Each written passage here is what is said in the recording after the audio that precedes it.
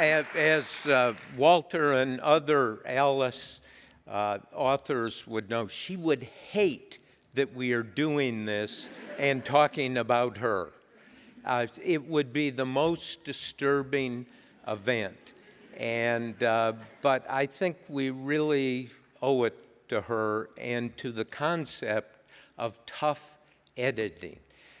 Alice was a tough cop. I remember it's 1973, so this is more than 50 years ago. Carl Bernstein and I had signed up to do a book with Simon & Schuster about Watergate. The only problem was that was the point at which Watergate burst open, and there were literally almost every day 4 or 5 front-page stories in the Washington Post about Watergate. So we had in Adams Morgan at a Latin restaurant with Alice, we sat down with her and she said, "What are you going to do?" And we said, "Well, this story's getting out of control." And we hemmed and hawed, and she pushed, and then she finally said, there's an important rule in writing, and that is write what you know best. And then she said, what you two know best is covering this story. Carl and I said, no, we want to write about the criminals in the Nixon White House, all of these people. And she said, no, you have no choice. You must write about yourselves. And it was necessity, and it was her insistence. There was no flexibility, no alternative. The story was out there. And so we agreed, and we started working on this manuscript.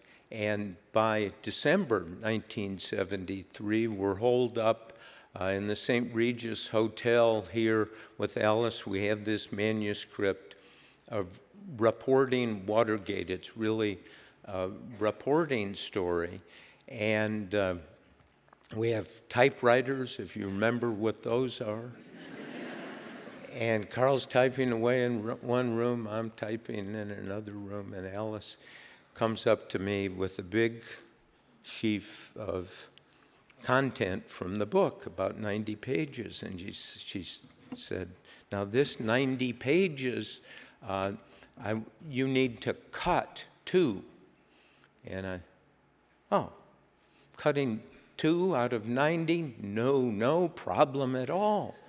And she said, no, you cut the 90 pages down to 2.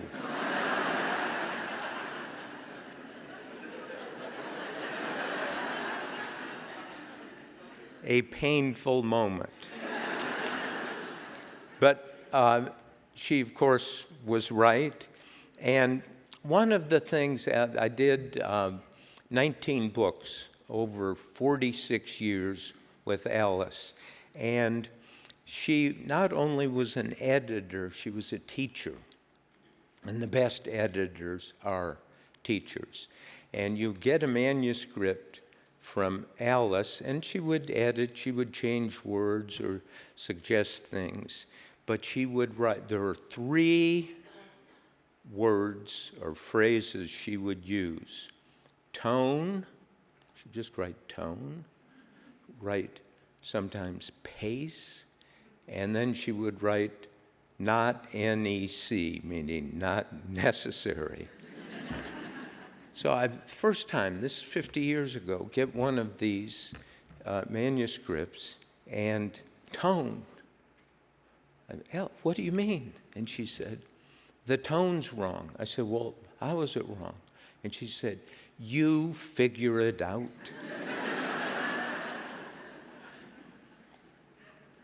Then pace, you say pace here. And what does that mean? She said, the pace is wrong. You figure it out. Then she would write, not necessary. And I knew what that meant. And she was right, and she was wise. And it was this idea of handing the ball off to the writer. Truly a great editor. The other thing, seeing we're closing this off about Simon & Schuster, we are really fortunate, I know this personally, to have John Karp as the CEO of Simon & Schuster.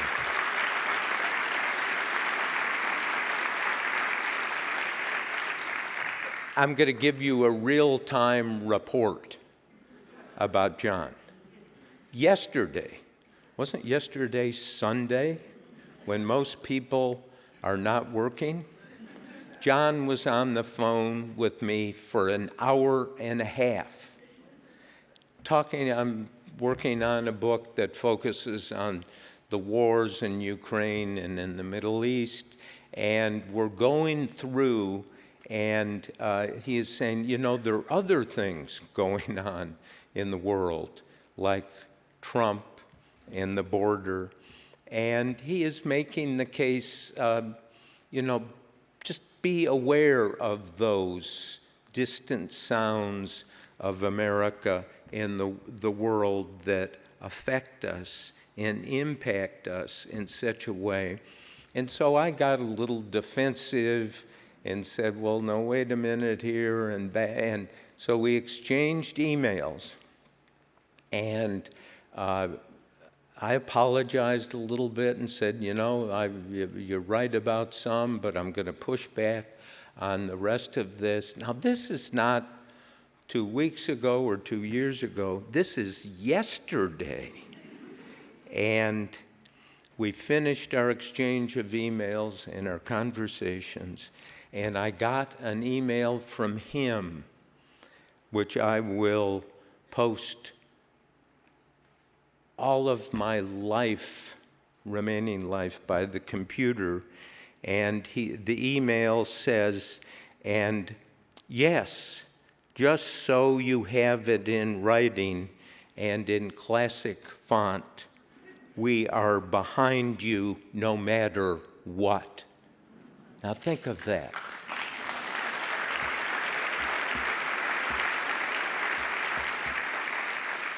We are behind you no matter what. What does that mean? That means that the First Amendment is alive, Simon & Schuster is alive, Jonathan Karp is alive, and I'm tagging along at age 81. We are so lucky to have that. I mean, if you I will not send out all the emails to everyone, but I mean, it was fierce and direct, but not personal, and we are behind you no matter what. Means write the effing book your way. Thank you.